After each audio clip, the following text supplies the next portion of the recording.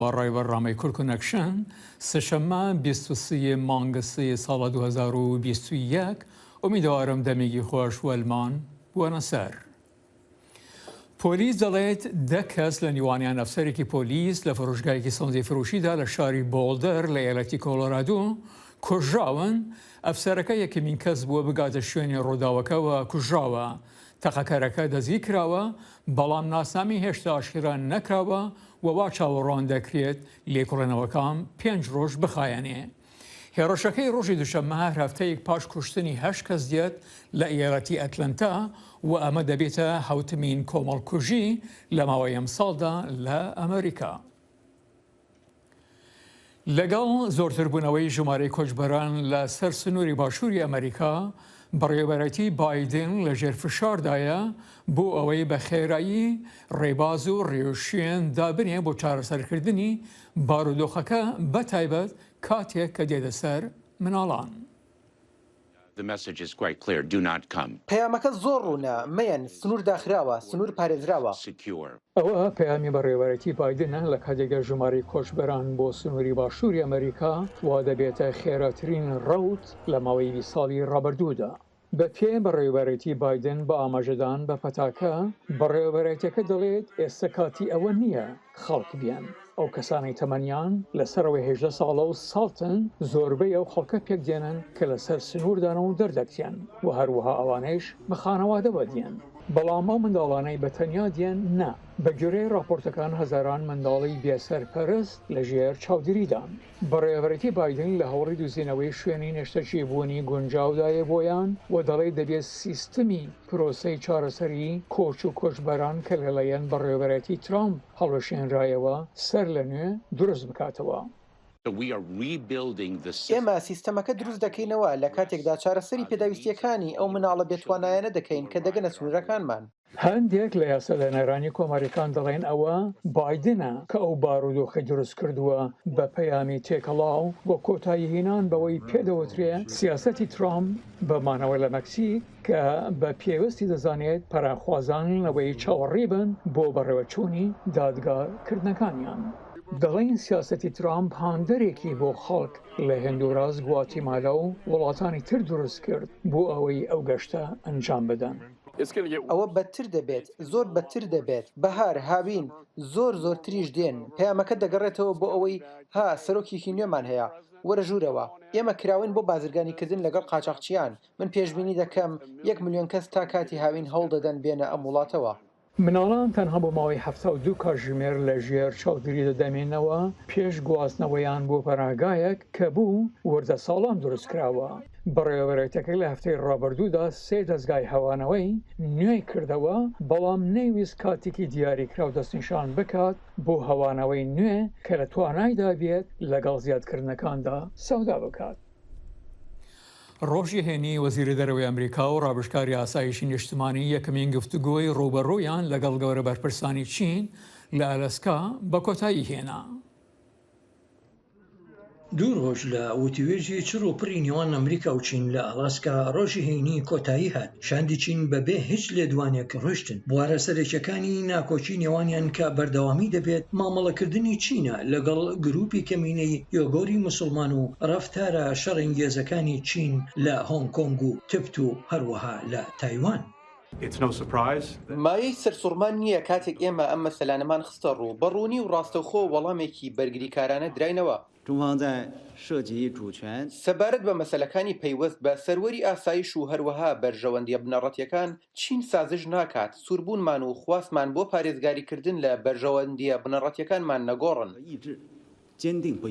وەزیری دەرەوەی ئەمریکا ئەنتنی بلینکن گوتی مەسەلەکانی ئابووری و بازرگانی و تەکنەلۆژیا و هەروەها هێرشە ئەلکترۆنیەکان لەگەڵ کۆنگرس و هاوپەیمانانی ئەمریکا پێیاندا دەچینەوە. ئەم یەکەم کۆبوونەوەیەی بەڕێوەبەرەتی بایدنی نێوان دوو زلهێزی جیهان دەست بە جێدوایی گەشتەکەی بلینکن دێت بۆ کۆبوونەوەی لەگەڵ کۆریای باشوور و ژاپۆنی هاوپەیمانانی ئەمریکا. ئەمەش لە سەروبەندی پێداگیری ڕوو لە هەڵکشاوی چینە لە ئاسیادا. بلینکن دەڵێت ئامانج لە کۆبوونەوەکە بۆ دیاریکردنی سەرتۆپی بایەخەکانی بەڕێوەبەرەتی بایدن بوو. هاوکات چەندان مەسەلە هەن کە هەردوو وڵات لەبارەیانەوە ڕووبەڕوو پێکەوە کۆنابنەوە.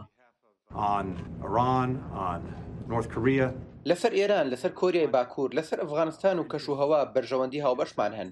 شیکاران دەڵێن هاوکاتی ئەوەی هێشتا زووە کە بزانرێت ئایا سیاسەتی بایدن لەسەر چین چۆن دەبێت لە هەمان کاتدا ئەوان پێشبینی جیاوازێکی زۆر بە بەراورد بە ڕێبازی بەڕێوەبەرایەتی ڕابردوو ناکەن. دەمەوێت بڵێمە تا ئێستا بەردەوامی زیاتر بەدی دەکەم لەوەی لە گۆڕان لە سیاسەتی ئەمریکادا لە بەڕێوەبەرایەتی ترمپەوە بۆ بەڕێوەبەرایەتی بایدن با ئەو بوارانە دەستنیشان بکەین کە تێیاندا ئێمە و چینیەکان لەسەریان ناکۆکین و جەختیان لێ بکەین و خواستی پاراستنی بەرژەوەندەکانمان پیشان بدەین. ئەمە شیانی زۆر زیاتری هەیە کە بمانگەێنێتە پەیوەندیەکی سەقامگیری خێراتر. شیکاران دەڵێن تەنانەت لەگەڵ وتاری توندی چینی زۆری ئەو وتارانە بۆ هاوڵاتیانی نێوخۆی وڵاتە. چین دەخوازێت گرژیەکانی لەگەڵ ئەمریکادا کەم بکاتەوە.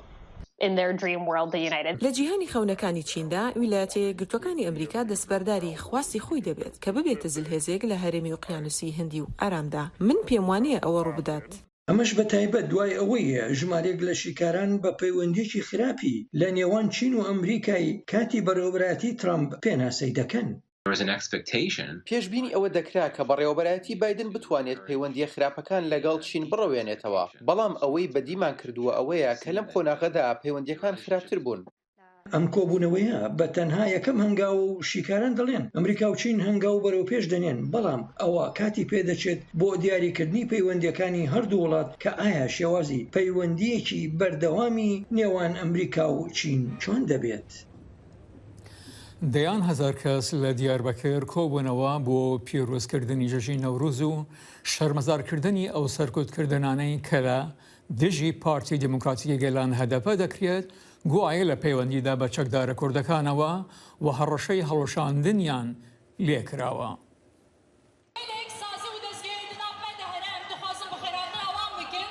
سێ ڕۆژان بەری جەژنا نەورۆزی و خڕڤەبوونە بە سەدان هەزار کوردان لە باژارێ دیاربەکر ئامەدێ ji bo pîrozkirina serê sala xwe dozgerekî Tirkiye dozek li dijî Partiya Demokrata Gelan HDP vekir û daxwazê ji dadgeha bilinda welat dike heta vê Partiya Piraniya Kurdan qedexe bike û bigire bi tawana têkeliyan bi komela çekdara qedexekirî PKK ve. HDP piştevanên wê dibêjin ew doza li dijî wê hatî vekirin derbek mezin e li demokrasiyet û qanûnê li Tirkiye. HDP gider başka bir parti gelir fark etmez. Eger HDP were girtin partiyeke dî wê were damezrandin. Kurd xwedî rûmetin heta mirinê dê piştevaniyê li vê dozê bikin. HDP partiya gel e. Em dibihîsin ku sindoqên denganê ji bo hêviya gel e. Lê gelo çima ev ji bo me nehesab e. HDP partiya mezina sême di Parlemanê Tirkiyeyê de lê hevserokê wê Salaheddîn Demirtaş û ji mareka rêberên partiyê endamên Parlemanê Tirkiyeyê ne hatine zîndankirin.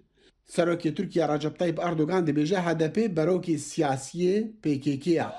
Lê welatiyên Amedê li demê şahiyên Newrozê diyar kir ku ew pişta HDP bernadin. HDP tenê partî bijarkî natiye girtinê. Mevê ew kê pir derbas kiriye vê sürecê vê pêvajoyê ji ber wî awayê HDP vê girtinê zî elbette ev ê çarekî dîne bê dîtin û gava HDP vê girtin hêza me ew ê daha zî bilind bibin. Amerîka û Yekîtiya Ewropî rexneyê li hevbenda xwe ya NATO Tirkiye digirin ji ber vê pêngavê. Lê Wezareta Derve ya Tirkiye dibêje rexneya nêfneteweyî li doza girtina HDP maytêkirine di sistemê dadweriya Tirkiye da û ji welatên Rojavayî dixwaze rêzê li wî proseyî bigire. Lê welatiyên Kurdên Diyarbekir Amedê gelek bi tûreyî hewla li dijî HDP şermezar dikin û bi taybet piştî girtina endamekê Perlemaniyê Tirkiye ji HDP li roja ekşemwê bo demekê Kurd di joreka Perleman de. Girtina Faruk Gergerlioğlu danîşan ku Tirkiyeyê demokrasî tune ye çewt e û me dixapînin bi rastî. Tehamûla wan ji Kurdan re tune. Ew dixwazin em Kurdan tamamîle tune bikin, îrada Kurdan tune bikin. Hukuk zaten bu ülkede hukuk bitmiştir. Ev karek ne kanuniye. Lê li vî welatî dadwerî tune. Girtina wî ne kanuniye. Li cihên demokrasiyê ev çê nabe. Eger bû نایت پەسەندکردن لێ ئەمێ کاربن چ بێژن تشتێک کو ئەم دکارن بکەن بەرخۆدانە ji sala 2016 were hezra bendkirin û girtina HDP têkirin bi tawana têkeliyan bi PKK re. Li ber dadgeha bilind li çend heftiyên de hatî biryarekê li ser doza girtina HDP bide. خامنەی لە ڕۆژی یەکشەممە لە سەرۆکی ئەمریکی جۆ بایدن داوای کرد شوێن پێ ترامپ نەکەبێت و پەیڕەوی سیاسەتەکانی نەکات لە فشارهێنانە سەر ئیران. بۆ تێشخستنە سەر هەندی لایەنی ئەم بابەتە ڕوودەکەنە لای هێمن سەیدی لێکۆلەڕ و چاودێری کاروباری ڕامیاری کە ڕاستەخۆ لە ئەنگلستانەوە لە ڕێگای سکایپەوە لەگەڵماندایە. کاکی من خۆشاتنەوە بوو بەڕامی کورد کۆنەکشن شیانی هەیە بایدن گوێ بۆ سەرانی ئیرانی شل بکات پێشەوەی ئیران پابەندی بەڵێنەکانی بێت؟ پێم وانە بۆ مانایەکە لە حاڵی حەزردا یەکەم ئەوەی کە بایدن کێشەی ناوخۆیی زۆری هەیە. هەر لە یەکەم راپۆرتی وەدا باسی سنووری مێکزیک و ڕەوتی پەنابەران کرا و دەیان مۆزوعی دیکە. مۆزوعی ئێران بۆ ئەمریکا مۆزوعی یەکەم نییە، بەڵام ئەمریکا بۆ ئێران مۆزوعی یەکەمە. یعنی ئێران هەستی و نووسی خۆی لەوە گرێدراوە داخوا لەگەڵ ئەمریکا پەیوەندەکەی دەبێ یا نابێ، بەرجام زیندوو دەبێتەوە یا زیندوو نابێتەوە. لە حاڵدا ئەو گرنگی حیاتیە ئێران بۆ ئەمریکانێتی لە حاڵی حەزردا. دووهەم ئەوەی کە بایدن زۆر بەباشی توانی سەرکەوتنێکی گەورە بەدەست بێنێت، ئەویژەوەی کە وڵاتانی ڕۆژاوایی دەگەڵ خۆی بخا بە دژی کۆماری ئیسلامی. لە سەردەمی ترامپ وڵاتانی ڕۆژاوایی لەبەروەی کە نەڵن لە ترامپ نزیکن هەڵوێستان نەدەگرێت، ئەو جوورێکە شیا بۆ جوورێکە چاوەڕوان دەکرا هەڵوێستان نەدەگرێت. تەنانەت لە کۆبوونەوەی ئەنجومەنی ئاسایشیشدا پشتیوانیان لە پێشنیارەکانی ئەمریکا نەدەکرد. بەڵام ئێستا وڵاتانی عەرەبی هەموو وڵاتانی غەربی وڵاتانی ڕۆژاواییش خەریکن هەودەنگی ئەمریکا دەبن. لەو بەریشەوە دەبینین کە ئیسرائیل و وڵاتانی عەرەبی پێکەوە ڕێک کەوتون و وێ دەچێت ئەمریکا هیچ پەلەی نەبێت دەیهەوێ هەروە سیاسەتی گەمارۆکان درێژە بدات، سیاسەتی ترامپ لەو بوارەدا درێژە بدات تا ئەو کاتەی کە کۆماری ئیسلامی سیاسەتەکانی خۆی دەگۆڕێت. کاکەیمان ئیمەزانی هەرکان لە ئیران و ئەمریکا بە جۆرێک فشارەکانیان بەکاردێنن، ئەمریکا لە ڕێگای سزاکان و ئیرانیش لە ڕێگای توندوتیژی. ئەگەر خاستێک لە ئارادا هەیە بۆ ڕێکەوتنیەک، ئایا ئالتەرناتیڤێک هەیە بێجگە لەو سزا و توندوتیژیانە؟ پاشەکشەی ئێران تەنیا ئالتەرناتیڤەیە کە ئێران لەسەر مۆزوعی ئەتۆمی هەروە موشکەکانی هەروە دەستێوەردانەکانی لە وڵاتانی عێراق و سووریا و یەمەن پێداچوونەوە بکە. ئەوەتان پێ بڵم هەر ڕاوێژکاری نەتەوەیی ئەمریکا ڕایگەیاند سولیڤان کە ئێمە ئاگاداری حەولەکانی ئێران هەین، واتە زۆر بە وردی ئەو حەولانەی ئەو پیلانانەی کە ئێران هەی بۆ کە گویا تەنانەت ویستویەتی کەسایەتێکی سوپای ئەمریکا بکوژێت لەوە ئاگادارین و ئەگەر هەر هەڵەیەک بکات زۆر بە جددی وەڵامی دەدێتەوە. ئەو جورەی کە لە سووریا وەڵامی ئەو هێرشە دراوە کە لایەنگرانی ئێران کردبوویانە سەر فڕۆکەخانەی هەولێر. من پێم وایە هیچ ڕێگایەکی دیکە نییە بەغێر لەوەی کە ئێران پێداچوونەوە بکات بە سیاسەتەکانی خۆی. ئەم گەماروانەی ئەمریکا لا ناچێت، هەڵڕەشە گوڵەشەکردن و یان هێرشکردنە سەر سەربازەکانی ئەمریکایی شتێکە کە ئێران یا بووی ناکرێت یا دەبێت نرخێکی زۆری بۆ بدات، دەمێنێتەوە ئەوەی کە ئێران پاشەکشە بکات. کاکی من ئەوە دەیان ساڵە چی ئیران وایە خۆد ئەمریکا پێداگریانە و هەریەک بوو ئەوەی تر پێشمەرج دانێت. سەرانی ئیرانی دەڵێن ئەگەر ئەمریکا سزاکان لە بدات ئیمە ئامادەین پابەندی ڕێکەوتنەکە بین. لەو بڕایدان کێ دەبی دەست پێشخەربی لەم کارەدا؟ من هەڵبەت پێم وانێت دەیانستاڵەوەیە چون دەبێت سەردەمی ئۆباما ئیسtisنا بکەین. ئۆباما دەست پێشخەری کرد بە هەر دەریوێک بێ لەبەر ئەو مشکلاتێکی لە عێراق هەیبوو، لە سووریا هەیبوو، ئەو کاتە بەهاری عەرەبی بوو، شەڕی لیبی خەوما بوو، ئەو دەست پێشخەری کرد، چرای سەوزی هەڵ کرد و پێشنیاری هاوکاریدا بە کۆماری ئیسلامی و توێژەکانی دەست پێ کرد و دواتر دیتمان بە چەمەدانی پارە دۆلاری ناردەوە بۆ ئێران.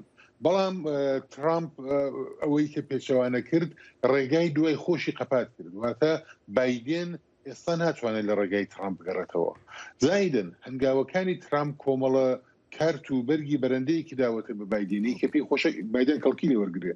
من پێم وایە ئەمریکا لەو بوارەدا دەست پێشخەر نابێ مەگەر لە ئاستی زۆر زۆر بچووکدا ئەوەی کە هاسانکاریک بکرێتکە لە سندوقی نێونەتەوەی پارە پارەیەک بە ئێران بدرێت یانەوەی کە داخوا ئەوەندە بڕەپارەیە کە لە فلان وڵات هەیەتی لە بەرامبەر دەرمان و خۆراکدا بدرێت بە ئێران پێم وایە ئەمریکا لەوە زیاتر ناڕواوە ئەوەش هیچ دەردێک لە ئێران دەوا ناکات. کاکی من ئیران دەڵێت هەر گۆڕانێک دروست ببێت دەبێت لە بەرژەوەندی ئیرانە بێت لە بەرەوەی گوایە ئیران بەهێزترە و ئەمریکاش دەڵێت پێوەستیمان بە ڕێکەوتنی گەورەتر هەیە چونکە بارودۆخەکە گۆڕاوە خوێندنەوەی وە چییە؟ بارودۆخەکە گۆڕاوە ئێستا 2015 نییە ئێستا 2011 نییە کە تەواوی ناوچە لە شەپۆلی بەهاری عەرەبیدا بوو سووریە شێوا بوو لیبیا شێوا بوو و عێراق ئەمریکا بڕیاریدا بوو کە پاشەکشە بکات دوای 8 ساڵ ئۆباما دەوی هێزەکانی بکشێنێتەوە هەروەها 2016 نییە کە سووریا رووسیە بوو بە خاوەنی سووریەوە ئێستا دەرکەوتۆ کە ئێران تەنانەت لە سووریا جێگەی نابێتەوە ئێستا بیرڕای گشتی عێراق بدژی ئێرانە ئێستا لە ئێران دوو جار ڕاپەڕینی جەماوەری کراوە ساڵەکانی 2019 2020 هەموو ئەوانە پێمان دەڵێن بۆ هەروەها ئەو گوشارە ئابووری کە ئێران لەسەرێتی و ئەو ناکارامەیی و نالێهاتوویی کە لە خۆیان نیشانداوە لە بەڕێوەبردنی وڵات کە ناڕەزایەتێکی بەرفراوانی جەماوەری ساز کردو و ئەمریکاش لەوە ئاگادارە هەموو ئەوانە لەسەرێک پێمان دەڵێن کە هەلومەرج گۆڕاوە ئێستا لە خۆناغێکی نوێداین و ئێران بەهێزتر نییە ئێران لاواسترە لە 5 ساڵ لەمەوبەر یان 10 ساڵ لەمەوبەر. کاکی من لەو ڕۆژە بەڕێوەبەرەتی بایدن هاتۆتە سەرکار 8 بەیاننامەی لەبارەی مافەکانی مرۆڤەوە لە ئیران دەرکردووە. ئایا کێشەی مافەکانی مرۆڤ پەیوەندی بە بەرنامەی ناوکیەوە هەیە و ئاخۆ کێشەیەکی سەرەکیە بۆ ئەمریکا یان بەهانەیەک تەنها بۆ فشار دروستکردن؟ لە دنیای سیاسەتی ڕێالدا ناتوانین بڵێن ئەبزارێکی زۆر بەهێزە بەڵام لە جێی خۆشیدا کەڵکی لێوە دەگرن بەتابەت دیموکراتەکان کەڵکی لێوە دەگرن و ئەوە مۆزوعێکە کە وڵاتانی ئوروپاییش پێیان خۆشە دەستیان کراوەتر دەبێت بەڵام ئەو فشارانە وردە شمولی عەرەبستانیش دەبێت عەرەبستانی ناتوانێت دەرباز بێت لەم فشارانە. کاکی من ئێستاکە ئالتەرناتیڤ چییە؟ ئەبی چی بکەن ئەگەر هەروەها بەردەوامت لە دژایەتیکردن خۆ بە دەرەنجامی ناگەن چارە چییە؟ ئێران لە هەرسێک بواری ئەتۆمیەکەی و سیاسەتی موشکەکەی و سیاسەتی ناوچەیەکەیدا شکستی خواردو تەنانەت لە ڕەوانگەی بەرژەوەندی دەتەوەیی حتا لە ڕەوانگەی بەرژەوەندی کاربەدەستانی کۆماری ئیسلامیەوە زیاتر لە 1 تریلیۆن دلار لە بەرنامەیەکی ئەتۆمی خەرج کراوە کە ئیمارات بە 1% و پارەیە خەریکە زیاتر لە ئێرانەکەی ساز دەکەوە نیروگای ئەتۆمی ساز دەکە بەرنامە موشکەکانی ئێرانی دەبێتە هیچ کاتێک کە ئیمارات و عەرەبستان F-35 هەبێت دەستێوەردانەکانی لە سووریا هیچ سوورێکی نەبوو ئێستا رووسیا بۆ دەخاوەنی سووریا ئێران دەبێت لەو سێ بوارەدا بە سیاسەتەکانی خۆیدا بچێتەوە. هێمنە سەیدی لێکۆڵەرەوە چادری کاروباری ڕامیاری زۆر سپاس بۆیەوە. پلاتفۆرمەکانی دەنگی ئەمریکا لەسەر ئینتەرنێت بۆ ئاگاداربوون لە نوێترین هەواڵ و زانیاریەکانی ڕۆژ سەردانی ماڵپەڕی دەنگی ئەمریکا بکە. هەواڵەکانی سیاسی، ئابووری، هونەری وەرزشی لای ئێمە ببیستە و ببینە. لە ئەپەکانیشەوە هەواڵەکان لە هەموو شوێنێکدا بەردەستن. دەنگی ئەمریکا، خێرایی، متمانە، ڕازگۆیی. دابڕانی دوورگەکانی سکاتلاندا زۆربەی دانیشتوانی لە بڵاوبوونەوەی کۆڤید-19 دوور ڕاگرتووە لە کاتێکدا بەشێکی زۆری بریتانیا توش کردووە هەروە هەڕەشەی لە دەستگەیشتنی بۆ چاودێری پزیشکی کردووە لەوانە تاقیکردنەوەی ڤایرۆسی کۆرۆنا. لەم راپۆرتەدا باس لە چۆنەتی کەڵکۆرگرتن لە فڕۆکەی بیفڕۆکەوانەکان دەکرێت بۆ چارەسەری. فڕۆکە بێفڕۆکەوانەکانی وەک ئەم فڕۆکەیە بە سەرکوێستانەکانی سکۆتلەندا دەستوڕێنەوە و لە شەڕی دژی کۆڤیدی-19دا ئەرکی جێبەجێکردنی باری بە نرخ دەبەن بەڕێوە ئەوان دەتوانن بە ئاسمانەوە بفڕن و کاری گەیاندنی تاقیکردنەوە و نمونونەکانی خوێن بۆ زۆربەی گوندە دابڕاوەکانی سکۆتلەند ئەنجام بدەن و کەرەستەکان بە شێوەی ڕاستەوخۆ بگەێنە بەر دەرگای پزیشکێک. لە ڕاستیدا خەڵک زۆر پشتگیری ئەو کارە دەکەن. من پێم وایە ئەوان بەو شێوەیە دەیبینن کە هەر شتێک یارمەتی دەربێت و چاودێری نەخۆشەکان باشتر بکات ئەوان لەگەڵ ئەو شتەدان. کاتێک فڕۆکەکە باروکەرەستەکانی خاڵی کرد تیمەکە دووبارە کەلوپەلی تێدەخەن و دەینێرنەوە بۆ سەرکار. دوورگە بچووکەکان بەشێکی زۆری ئەم ناوچەیان لەخۆ گرتووە و لەوانەیە چەند کاتژمێر یان چەند ڕۆژێک بخەیەنێ گەربیانەوێ لە ڕێگای بەلەمەوە تاقیکردنەوەکان بگەێنن. ئێوە دەتوانن لە ماوەی نیو کاتژمێردا لە دوورگەیەک لێرەشتەکاندا بگرن و ئێمەش دەتوانین لە ماوەی 2 کاتژمێردا ئەنجامەکە بنێرینەوە. دکتۆر گۆردن کالدوێڵ سەرپەرشتیاری پزیشکی دەڵێ گەیاندنی ئەنجامەکان بۆ تاقیگەکان بەم شێوە خێرایە بەواتای چاوەڕوانکردنێکی کەمترە بۆ ئەنجامدانی تاقیکردنەوە بەراورد بە چاوەڕوانی نەخۆشیە کە لە شارێکی گەورەتردا دەژیت.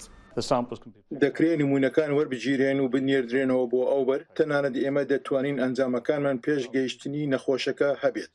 فڕۆکە بێفڕۆکەوانەکان خۆیان بە دوور دەگرن لە شەپۆلی ئاوەکان و دەتوانن لە بەرزایی 1500 متر بۆ نزیکەی 160 کیلومتر لە کاتژمێرێکدا بفڕن. ئەمە بەرنمەیەکی تاقیکردنەوەیە بۆ پەیوەندی نێوان گوندەکان بە چاودێری تەندروستی هاوچەرخەوە کە لە ڕێگای فڕۆکەوانێکی ڕاستەقینەوە کە لە ناوڤانێکدا دانیشتووە بەڕێوە دەچێت. زانایان هێشتا فێر دەبن کە چۆن ڤایرۆسی کۆرۆنا کاریگەری لەسەر لەش هەیەوە بۆ چی ئەوەندە کوشندەیە. ڕاپرسیەکی کلینیکی کلیڤلاند ئاماژەبەوە دەکات کە فەرەتر لە نیوەی ئەوانەی پرسیان لێ دەکرێت نەیان دەزانی کۆڤید-19 دەتوانێت کاریگەری لەسەر دڵیان دروست بکات و نزیکەی 70% نەیان زانیوە کە بەرزی پەستانی خوێن و یاخود فشاری خوێن هەروەها مەترسی زۆرتریان لەسەر دەکات ئەگەر بێت و تووشی ڤایرۆسەکە بن. تشتێک و کاردۆلۆجیست ئانک و دکتورên dil niha dizanin ew ku kesên pirzgirêkên dil hene dê rastî rewşên metirsidar bihên eger tûşî vîrusa korona bibin herçende gelek kes hene ku vê yekê nizanin. Pir kes dizanin ku bandora wê li ser sih û mêlakê heye lê dibe li ser karkirina dil û mekanîzma xespûna xwînê jî kargerî hebe. Ev hemû dibe werrastî metirsiyeke mezin ya nexweşiyên dil û boriyên xwînê bike.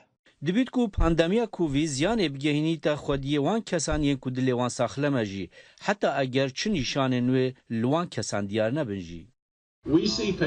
Kesên ku tirsa wan û yên torene hatiye çespandin ku her du rastî xespûna xwînê tên ku dibe bibin sedemên celteyên dil. Doktor Anderson dibêje ev rast e heta ji bo wan kesên tendurustiya wan gelek baş e berî ku tûşî vîrusa korona bibin. Em nexweşan dibînin ku dibe ew tûşî vayrosê hatibin bê ku pê bizanin. Lê dîsan nîşanên kêmasiyên dil piştî mehan û salan li wan derdikevin. Dibe ku karîgeriya demdirêj hebe li ser tendurustiya wan kesên tûşî Covid-19 bûne. Doktor Kapadiya dibêje hest û suzdariya mirovan jî rolê xwe heye. Li gel celteyên dil nîşanên bilindbûna enzîmên xwînê li cem wan peydabûne herçende boriyên xwîna wan negirtîne û aloziyên lêdana dil hebûne û ev bi rêjeyeke gelek bilind çêbûne. Weke doktorî dibînin hin nexweşiyên dil tam ber û vajîne lê hin jî newasane û dibe bibin sedema mirinê. Li navenda zanistên saxlemiyê li zanîngeha Texas li San Antonio hind lêkolêr, antîbiyotik û dermanên nexweşiyên şekirê diceribînin û dide nexweşiyên Covid-19. Dixwazin bizanin kanê ev derman dê bandorê li ser xerabiya dil hebe yan ne. Antîbiyotik şerê enfeksiyonên bakteriyayî dikin. Ew li ser vayrosên weke ya Covid-19 kar nakin. Lê hind parçeyên biçûkên weke dindikên baqilkan di nava şaneyan de hene dibêjne mitokondriya. Mitokondriya hêzeke kîmyayî dide û gelek karên leşî çalak dike, ji wana jî lêdanên dil. Zana wiha dibînin ku mitokondriya ji cûrekê bakteriya çêbûye. Dibe ku antîbiyotik parastinê ji vîrusa korona bike û mitokondriya bi rolê xwe yê parastina dil rabibe. Lêkolêr bihîvîne ku kesên ji vîrusa korona çak dibin bihêne testkirin, da ku bizanin kesên bi dilxwazî hatine testkirin dilê wan bû demekê dirêj baş kar dike piştî ji Covid-19 çak dibin.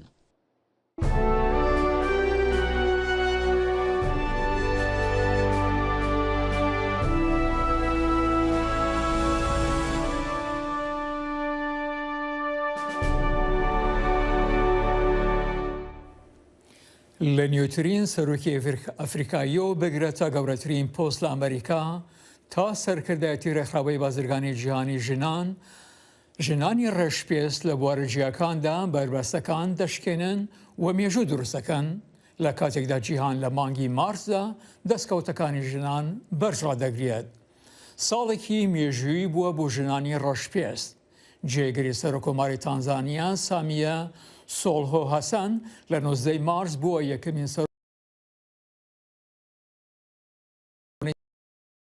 بەرزەکان سەرکەوتن لە نیوانیان ئێلێن سێرالیۆ سەرۆکۆماری لیبێریا، سێنیگاڵ تا ئێستا دوو سەرۆکوەزیرانی ژنی هەبووە و هەروەها وڵاتانی تری ئەفریقایی ژنیان هەبووە بۆ جێگیری سەرۆکۆمار لە نێوانیان گامبیا، زامبیا و تانزانیا.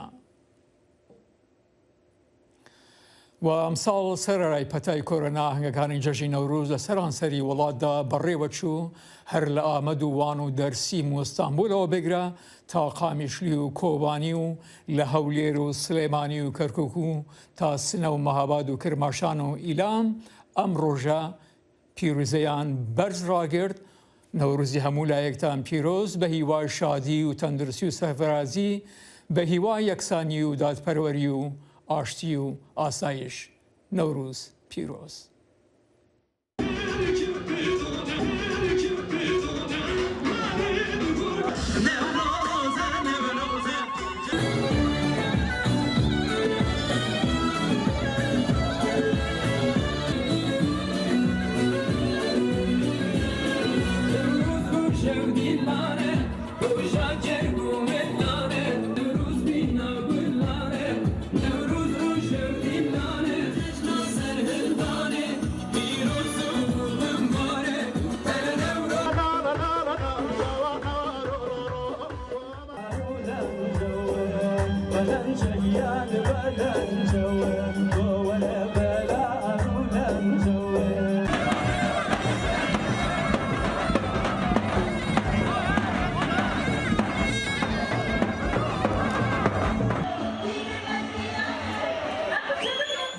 و تا بەڕنامەی ئایندەمان هەر شاد و سەرفراز بن. ببینە خۆش.